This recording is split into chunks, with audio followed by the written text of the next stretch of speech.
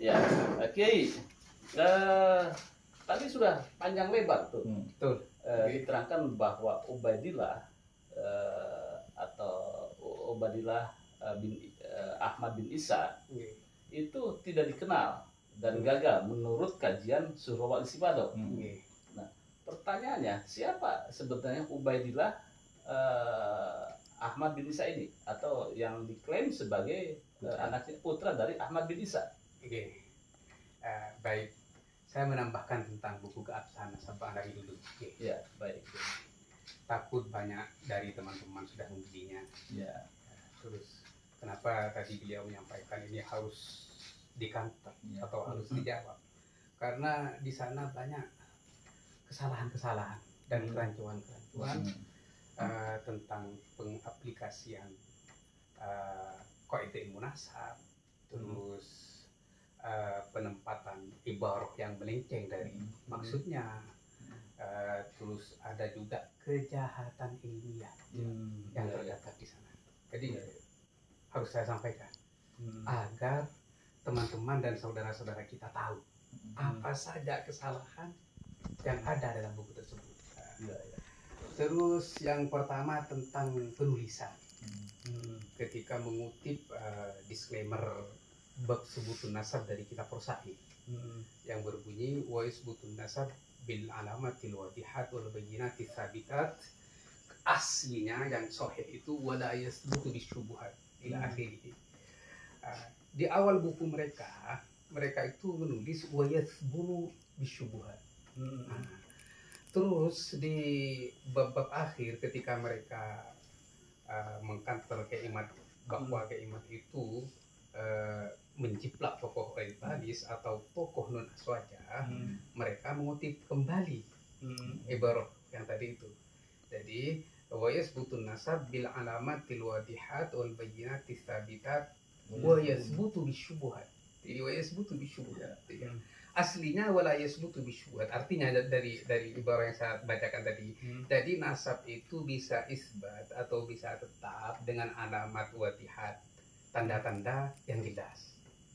Nah, seperti bukti arkeolog. Nah, terus kemudian wabil bayyinati tsabitat, catatan-catatan yang pasti. Kemudian wala yasbutu bisyubuhat, dan nasab itu tidak bisa isbat atau tidak bisa ditetapkan dengan kesyubhatan. Entah ini salah tulis atau memang bahasa tubuh dari mereka, karena nasabnya mereka isbat dengan syubhat. Perkara yang syubhat. Kenapa saya bilang isbat dengan perkara yang syubhat, Pak Yusuf? Nah, seperti yang disampaikan oleh beliau, sufro wal istifadahnya mereka itu tidak memenuhi syarat yang sudah ditentukan dalam kaidah ilmu nasab. Syarat yang 4 yang tadi sudah disebutkan. Kemudian oleh karena itu, Haji Imaduddin Al-Bantani itu menuntut mereka agar beralih kepada kaidah yang kedua. Kalau di kaidah pertama ini sudah gagal, ayo pindah ke kaidah yang kedua, yaitu kutubun nasabil al-abdar, catatan kitab zaman. Nah, di situ mereka juga gagal. Di kaidah yang ketiga selanjutnya iqrarul qabilah, pengakuan dari kabilahnya Ahmad bin Isa. Itu gagal juga. Tidak ada pengakuan dari kabilah. Itu tidak ada, dan juga ada bantahan dari kabilah Ahmad bin Isa dalam sebuah kitab As-Suyuful Mujliyah. Jadi Dr. Yasin Abul Qasim Al-Kalidahi dalam kitabnya As-Suyuful Mujliyah itu membantah sama mereka. Berarti ini gagal sudah. Tinggal khilafah. Nah, itu dijelaskan dulu ya. Itu Suyuful Mujliyah itu Tentang apa tuh? itu adalah kitab yang khusus yang menjawab nasabnya Ba'alawi. Jadi ada seorang Ba'alawi bernama Kamal Hud. Itu mengajukan tentang isbat nasab. Ditolak oleh Naqobah. Naqobahnya itu adalah Naqobatul Ashraf Al-Qadibiyin fi Alamil Islami di Irak. Tahun? Nah, ini baru. Bukunya ada. Ya. Kami kutip ibarat penolakan itu dalam buku kami, bantahan. Ketidakabsahan. Jadi menurut kajian kajian ini ya, Iya. kajian Kiai kemudian Gus Hasan misalnya, itu menguatkan terhadap penemuan atau kajian Kiai Imad dan kajian ulama-ulama sebelumnya yang menolak tentang keabsahan Nasab Alawi. Iya. Pertanyaan selanjutnya nih, siapa sebetulnya Ubaidillah ini? Nah, ini kan. Menarik ini. Pak Yusuf ya. Sebelum lari ke situ, Pak Yusuf. Nah, Jadi kita itu mau menjelaskan bahwasanya sudah benar langkahnya Kiai Imad itu meminta kitab sezaman. Oke. Karena gagal di kaidah yang pertama. Iya. Oke. Jadi ditandaskan ini Iya, ya. Oke. bukan buatannya Kiai Imad itu bukan. Gitu. Atau menjiplak tokoh orientalis, Bukan. itu framing kan. Oke. Lanjut Kiai. Nah, oleh karena itu, Kiai Imad sudah membuka pintu kepada kami untuk berpikir dan mengkaji apa yang beliau sampaikan. Iya. Dan alhamdulillah barakah beliau, kita semua para lora, para gus, para kiai ini akhirnya mau mengkaji dan mendalami polemik nasab ini dengan kaidah-kaidah ilmu nasab dan data-data pendukung dari kitab-kitab sejarah. Iya. Nah, dari situlah kalau memang Ubed itu tidak Syuhro wal Istifadoh sebagai putranya Ahmad bin Isa, Bisa ya. terus tidak ada catatan kitab sesama yang menulis bahwa Ubed itu adalah putra dari Ahmad bin Isa, Iya. dan juga tidak ada pengakuan dari kabilahnya Syekh Ahmad bin Isa untuk Ubed itu. Oleh karena itu kami kan merasa kasihan kepada Ubed. Siapa bapaknya Ubed itu sebenarnya? Kitab zaman sudah menolak, bahwa Istighfar itu sudah menolak, terus Iqrar Qabilah juga sudah menolak. Nah, terus tes DNA-nya ya gagal. Upload. Jadi tes DNA-nya Ahmad bin Isa itu kemana? Terus tes DNA-nya Ubed itu kemana kan gitu. Iya. Nah, oleh karena itu kami mengkaji kembali, dan ini insya Allah kajian ini akan dibentuk buku juga setelah dua buku itu naik cetak. Nah, kami kaji dari mulai kitab-kitab sejarah. Setelah itu kami mencari pintu untuk masuk kepada Ubed itu sebenarnya anaknya siapa.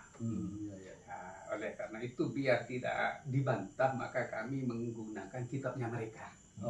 Internal mereka ya kitab Al-Burqo Al-Busiko, karya Ali As-Sakron yang menjadi sumber utama nasabnya mereka. Nah, di situ kami mendapatkan sebuah syair. Sebuah syair yang berbunyi wa biwalidihi al-maimunu ubaitun. Nah, dari al-maimun ini kami berijtihad, berjuang untuk menggali siapakah Maimun. Iya, betul. Iya. Katanya mereka kan Maimun itu adalah sifat. Itu bukan nama. Iya. Sifat, kalau Ubed itu katanya ahlul yamin, orang yang beruntung. Terus diambil dari mana kalau itu sifat? Sejarahnya di mana? Kalau Ubed itu orang yang beruntung, dan siapa saja yang memuji Ubed itu sebagai sosok yang beruntung? Tidak ada kan? Nah, berarti di sini sifat tertolak. Begitu. Oleh karena itu juga kami melalui kaidah mantik filsafat Islam, kami mengkaji bahwa istidlal, definisi istidlal itu fahmu amrin min amrin, memahami sesuatu dari sesuatu. Nah, di sini kami memahami makna dari lafaz, yaitu al-maimun. Berarti ini maknanya bukan, ini maknanya adalah zat. Iya. Orang. Sosok manusia yang bernama Maimun. Yang Maimun itu adalah syuhro wal istifadoh di zamannya sebagai pembantu 3 imam. Dan Maimun itu dikenal mempunyai 2 karya kitab. Iya. Yang pertama itu adalah sifatul jannah wan nar. Terus yang kedua mab'atsun Nabi sallallahu alaihi wasallam. Dan Maimun ini adalah tokoh kontroversi. Kalau di kalangan mazhab Syiah, Maimun ini disebut hufad. Hufadul hadis. Iya. Ini di kalangan mazhab Syiah. Dan banyak orang-orang Syiah juga yang mengambil hadis dari Al-Maimun seperti Al-Hulaini dan orang-orang dan teman-temannya. Terus tapi di kalangan mazhab Ahlus Sunnah wal Jamaah, Al-Maimun itu dikenal dengan tokoh ulama yang kontroversi. Kontroversinya di mana? Kontroversinya ini menghalalkan sesuatu yang mungkar. Ini Maimun. Contohnya? Nah, perbuatan membunuh orang yang tidak sependapat dengan dia. Terus di antaranya juga Al-Maimun ini pernah mengaku bahwa ada nabi setelah baginda Nabi. Terus yang kedua, akidahnya Al-Maimun ini seperti yang disampaikan oleh Imam Ghazali, akidah Al-Maimun ini bukan bagian dari agama Islam. Dan kelompoknya Al-Maimun Ubaid ini, Ubaid ini juga bukan organisasi Islam. Akan tetapi keyakinan Al-Maimun dengan anak-anaknya dan keluarganya itu Ubaid itu menyerang Islam dan menghancurkan Islam. Dari sini kami gali siapakah Al-Maimun ini yang sesungguhnya, begitu Pak Yusuf. Ditemukan Al-Maimun itu masuk Makkah, itu masih remaja. Kemudian Al-Maimun itu menjadi pembantu Bani Makhzum, sehingga Al-Maimun itu disebut dengan Maula Bani Makhzum. Kemudian Al-Maimun itu pindah juragan, pindah juragan kepada Abi Ja'far, Ali Zainal Abidin, putranya Sayyidina Husain. Sehingga Al-Maimun itu dikenal dengan Maula Abi Ja'far. Nah, di sini Al-Maimun mengabdikan dirinya ini kepada Abi Ja'far dan putranya Ja'farus Shadiq dan cucunya Muhammad Al-Baqir. Oleh karena itu Maimun ini disebut pembantu 3 imam. Mulai dari kakek, anak dan cucu. Dari situlah para ulama sejarawan Muslim waktu itu beda pendapat tentang usianya Maimun. Ini kok bisa mengabdi kepada tiga tokoh. Iya, dari kakek, anak dan cucu. Iya, berarti usianya Maimun itu kalau dikalkulasi berarti di atas 100. Iya. Ada yang bilang 125, bahkan ada yang bilang 150. Iya, usianya Maimun. Terus akhirnya karena kontroversi di dalam akidah dan agama, para ulama menggali dari manakah Maimun itu yang sebenarnya. Dan siapakah bapaknya Maimun yang sebenarnya. Oleh karena itu akhirnya disebutlah bapaknya Maimun itu Dison, tokoh Yahudi. Iya. Terus ada yang bilang Maimun bin Daud, tapi itu sedikit yang bilang seperti itu. Ada yang Maimun bin Aswad. Jadi bapaknya saja sudah ikhtilaf. Jadi memang Maimun ini apa ya kalau sekarang itu Tokoh mungkin kontroversial ya? Bukan cuma kontroversial, mungkin intelijen. yang tidak diketahui status aslinya. Terus ada yang bilang bapaknya Maimun itu Yahudi. Terus ada yang bilang bapaknya Maimun itu Majusi. Terus kaul yang masyhur di tengah, bapaknya itu Yahudi, namun Robibu Majusi. Robib ini bisa dikatakan anak angkat atau bisa dikatakan anak tiri. Berarti Maimun ini bapaknya Yahudi tapi anak tirinya Majusi. Nah, di sini kaul yang paling dikuatkan itu adalah yang Yahudi itu karena pola dakwah dan pola pikirnya Maimun itu yang sangat mirip dengan Yahudi. Contohnya di dalam mengagung-agungkan dirinya. Terus di dalam kepenatikan dirinya, tidak boleh bernikah dengan orang lain. Terus juga mengagung-agungkan dirinya seolah-olah paling dekat dengan Allah. Ini persis sekali dengan apa yang disampaikan oleh Allah Subhanahu wa taala tentang orang Yahudi, nahnu abna'ullah wa ahibbah.